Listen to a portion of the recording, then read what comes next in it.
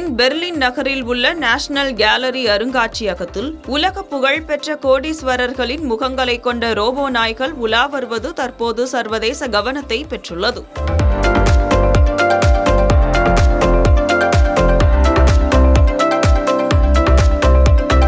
People என்று அழைக்கப்படும் அமெரிக்க digital கலைஞர் mic வின்கல்மேன் regular animals என்ற பெயரில் இந்த வினோதமான கலை கண்காட்சியை வடிவமைத்துள்ளார். இந்த கண்காட்சியில் எலான் மஸ்க், மார்க் ஜுகர்பர்க் மற்றும் ஜெஃப் பெரோஸ் போன்ற தொழில்நுட்ப ஜாம்பவான்களின் முகங்கள் சிலிக்கான் முறையில் மிக துல்லியமாக வடிவமைக்கப்பட்டு ரோபோ நாய்களில் பொருத்தப்பட்டுள்ளன.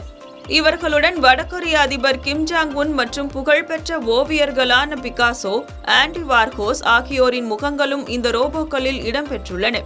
இந்த ரோபோ நாய்கள் அருங்காட்சியகம் முழுவதும் சுற்றித் திரிவதுடன் தங்களுக்குள் பொருத்தப்பட்டுள்ள கேமராக்கள் மூலம் அங்கிருக்கும் சூழலை படம் பிடிக்கின்றன.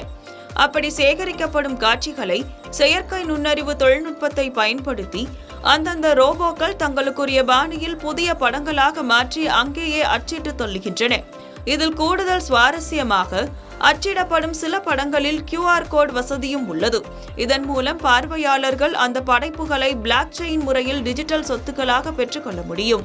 நவீன காலத்தில் அல்காரிதம்கள் மற்றும் டிஜிட்டல் கண்காணிப்பு முறைகள் மனிதர்களின் பார்வையை எந்த அளவிற்கு மாற்றி அமைக்கின்றன என்பதை நையாண்டியுடன் விளக்குவதே இந்த கண்காட்சியின் நோக்கமாகும்.